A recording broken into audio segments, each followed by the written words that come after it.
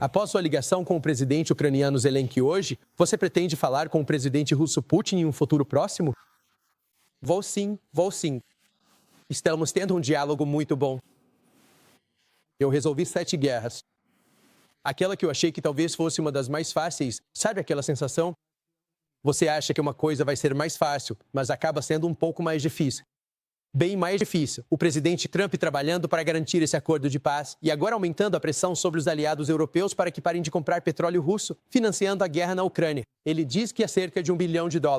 Isso acontece depois que Putin se aproximou do presidente Xi e do líder norte-coreano Kim Jong-un, além de outros 24 líderes na China esta semana. 2 dos principais adversários dos Estados Unidos se unindo contra nós. Vamos chamar o general Jack Kenney, 4 estrelas aposentado. General, fiquei surpreso que o presidente disse que teve um bom diálogo com Vladimir Putin. Putin está nos enrolando. Bem, acho que ele provavelmente teve mesmo um bom diálogo com Putin, sabe, em relação ao relacionamento em si. Porque, veja, Putin fala sobre paz nessas conversas, fala em retomar uma relação geopolítica com os Estados Unidos, para benefício mútuo, especialmente em relação às nossas economias e para o futuro. Acho que ele fala tudo isso. E ele promete coisas que vão acontecer, como uma reunião bilateral, seguida de uma reunião trilateral, bilateral entre Zelensky e Putin. Mas ele não cumpre. Ele faz promessas, mas não as mantém. E acho que agora chegamos a um ponto em que precisamos reconhecer isso. Precisamos pressioná-lo na direção do processo de paz. Ele não vai fazer isso voluntariamente. Ele não vai aceitar um cessar-fogo. E não parece que ele esteja disposto a fazer grandes concessões que fariam sentido para estabelecer um acordo de paz permanente. E provavelmente vamos ter que mudar o comportamento dele e forçá-lo a isso. Fazer com que os europeus parem de comprar tudo é um passo nessa direção, impor sanções. Dos Estados Unidos em diante, qualquer um que esteja fazendo isso, não só a Índia, mas também a China, Venezuela e outros países, como a Turquia, que estão fazendo isso. Não faz sentido que um aliado da OTAN continue fazendo isso como os outros europeus. Então, acho que chegamos a esse ponto agora em que precisamos reconhecer isso. O Putin está meio que nos enrolando com essas conversas positivas com o presidente. Você tem que armar ele para conseguir trazer a paz. Eles precisam entender isso. Esse é o adversário com quem estamos lidando. Só para o pessoal de casa poder ver, a China gasta $229 milhões em petróleo russo, com desconto para eles. A Índia, $140 milhões. Agora eles estão pagando uma tarifa de 50% por isso. Atinge a Turquia, um aliado da OTAN, $95 milhões. A União Europeia, $74 milhões. E o Brasil, $21 milhões. Todos eles deveriam receber sanções secundárias imediatamente.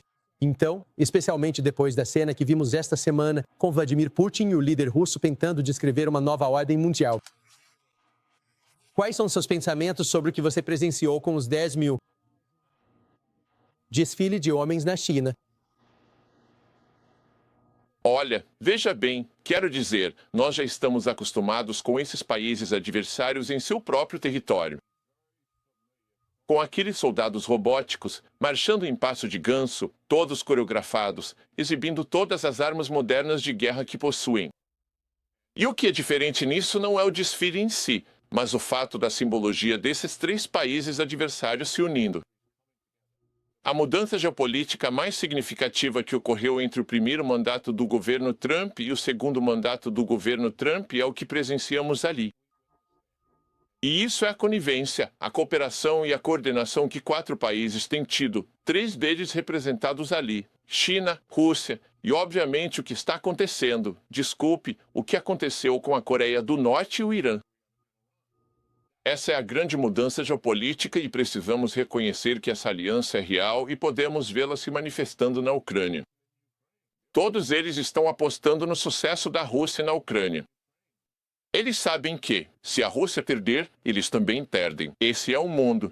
E eles querem substituir os Estados Unidos e as democracias de mentalidade semelhante no mundo de hoje, tendo grande influência. Eles querem ter sua própria esfera de influência em suas regiões, mas também trabalhar juntos para mudar a influência global que os Estados Unidos têm no mundo. E essa foi a mensagem que eles estavam passando. O presidente entendeu a mensagem. Ele disse: vocês estão conspirando contra nós. E agora o que temos que fazer é, Mensagem recebida. isso mesmo, reforçar todas as nossas forças e nosso apoio em torno das nações da OTAN e garantir que Japão e Coreia do Sul recebam mais apoio militar e armamento ofensivo do que jamais tiveram antes. Eles vão fazer exercícios militares hoje. Acho que isso é importante. Outra coisa que eu acho que é uma questão, especialmente para você que se importa tanto com a nossa história. Hoje, o presidente vai oficializar isso. Vai voltar a se chamar Departamento de Guerra em vez de Departamento de Defesa. Você gosta dessa mudança? Bom, primeiro, eu me preocupo menos com o nome. Me preocupo mais com o que o Departamento de Defesa ou de Guerra representa, que é: precisamos estar preparados para lutar e vencer as guerras do nosso país. Essa é a tarefa número 1. E a verdade é que, enquanto estamos aqui hoje, dada a atrofia que ocorreu nas guerras de 11 de setembro, o esfacelamento dos orçamentos de defesa sob Biden, sob Obama, desculpe-me, e os orçamentos de defesa estagnados sob Biden, temos muito trabalho para chegar a esse status em que estamos absolutamente preparados para vencer guerras contra nossos adversários, particularmente lidando com a China e o agrupamento dessas nações. Por que mudamos da guerra? Do Departamento de Guerra para o Departamento de Defesa. Você tem que voltar aos sentimentos que existiam no pós-Segunda Guerra Mundial. Quase 100 milhões de pessoas morreram como resultado das nações adversárias. Naquela época, todo mundo tinha ministérios da guerra, escritórios de guerra ou departamentos de guerra.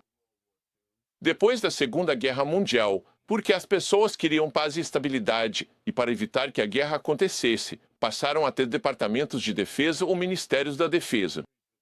Hoje em dia, não existe uma única nação de destaque que tenha um departamento de guerra. Por quê?